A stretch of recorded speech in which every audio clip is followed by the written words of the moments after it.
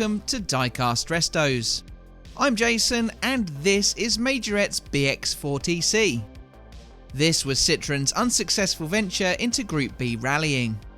That makes this casting a bit of a curiosity, as it replicated a car that was a bit of a flop. Many millions of these diecast versions would have been produced in the mid to late 80s, all sharing a similar livery to the real rally car. Mine is a bit grotty with broken A and B pillars, but here is a fresher looking example. This is the BX4TC in full rally regalia.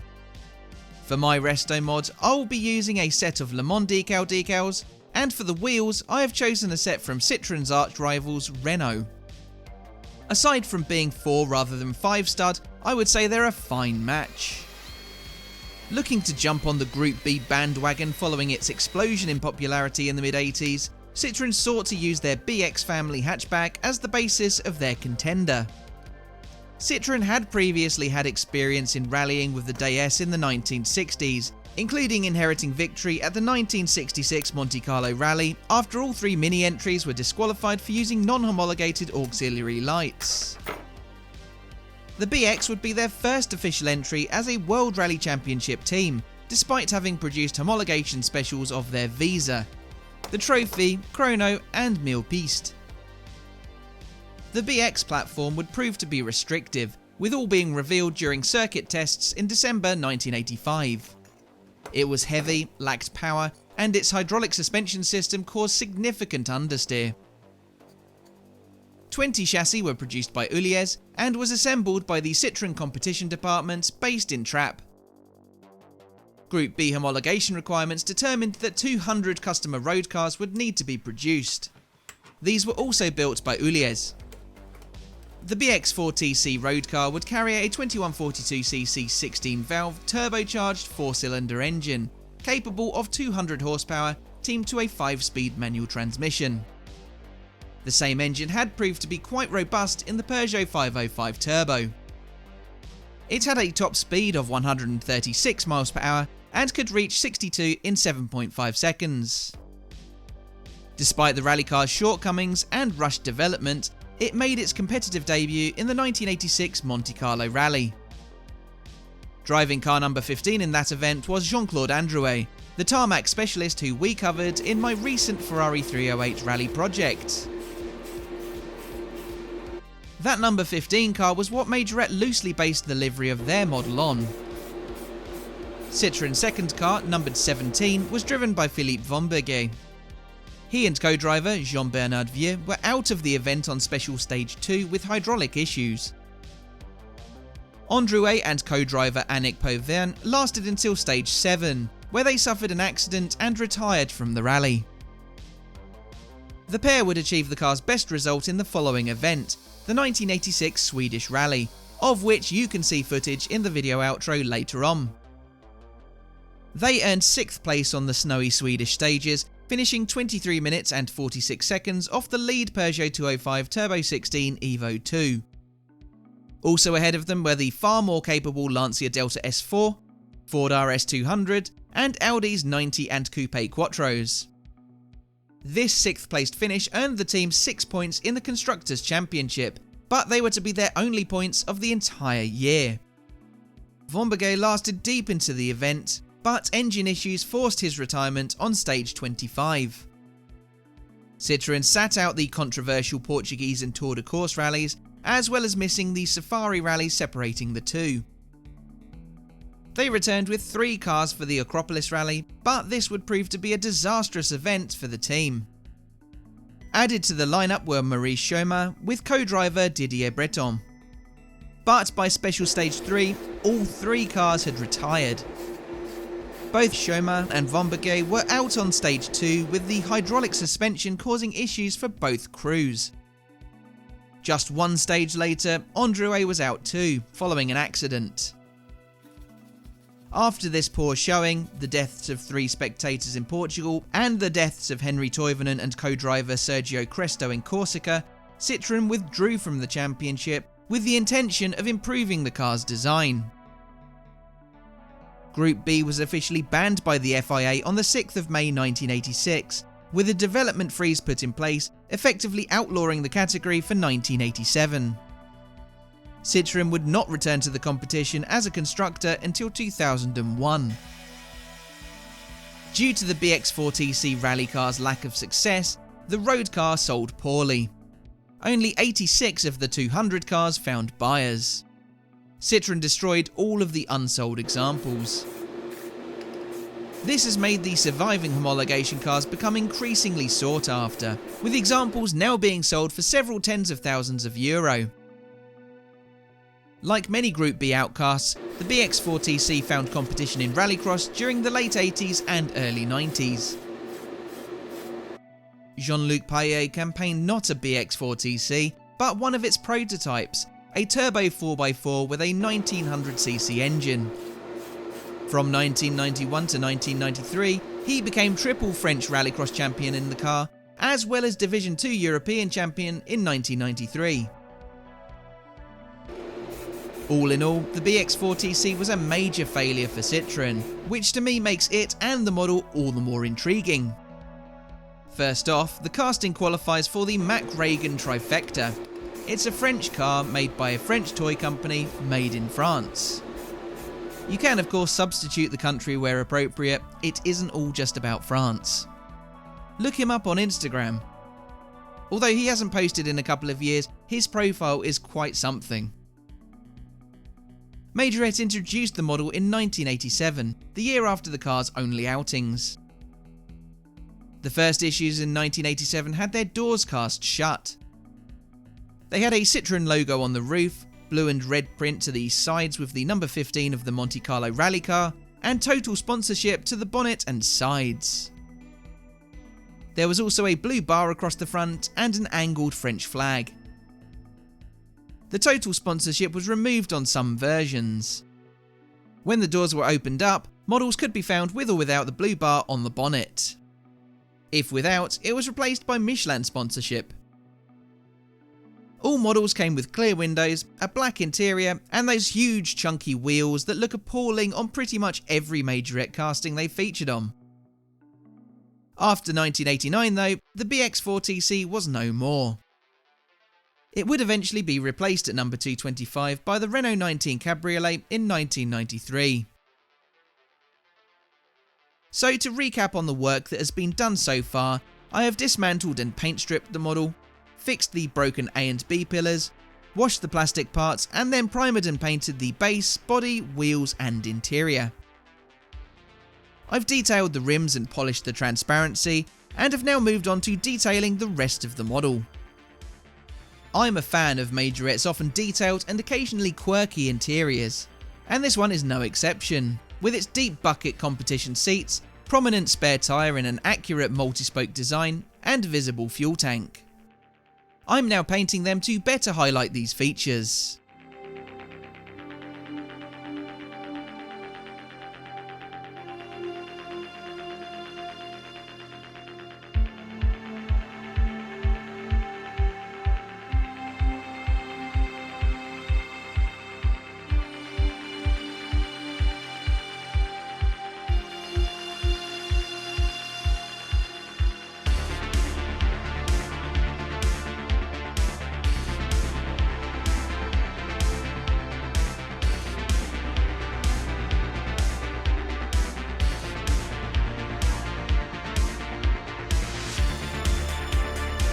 Moving on to decal application, where I now have a third camera, yet I guarantee I will still get my fingers, thumbs and arms in the way of all possible angles.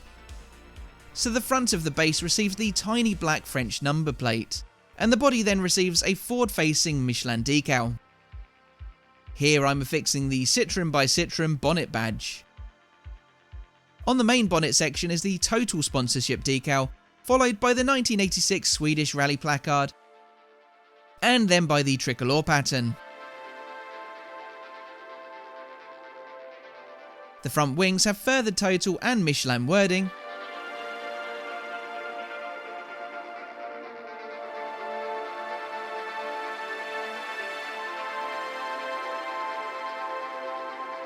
and joining them are the drivers' names, nationalities and blood types.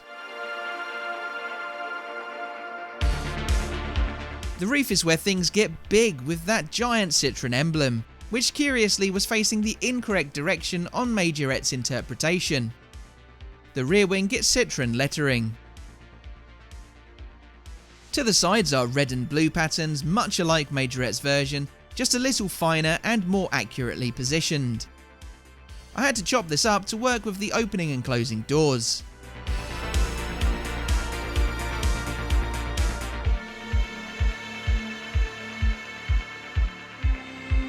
On the doors themselves are Andruet's number 10. Then it is the cluster of smaller sponsors, including industrial and automotive bearings and drivetrain producer SKF, motorsport safety equipment manufacturer TRW Seibelt, automotive parts supplier Valeo, seat manufacturer Modplastia, champion spark plugs, and tool manufacturer Facom. Another Total Oil sponsorship is applied to the rear quarter, along with further Michelin tyre branding, and then again on the rear of the wing. There are more Citroën by Citroën logos to the rear.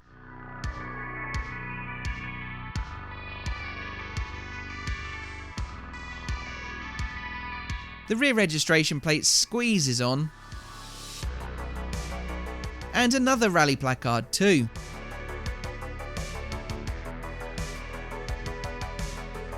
The spiked circle with a cross through it denotes that the car is not running studded tyres for snow. And this F on the base indicates that the car is registered in France.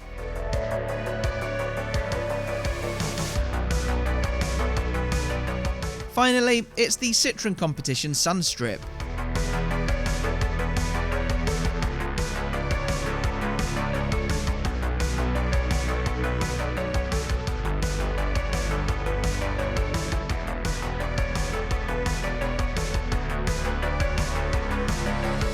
We're getting down to the finer details now, as the tail lights that peek out from the interior piece through the rear of the casting are filled in.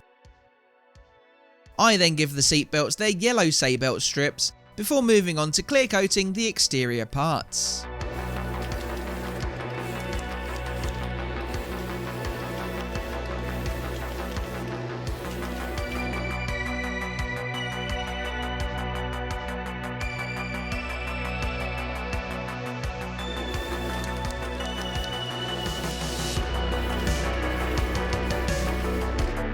To add some detail to the spare, I brush on some Citadel Gloss Nuln Oil to fill in those grooves before giving the taillights a wash.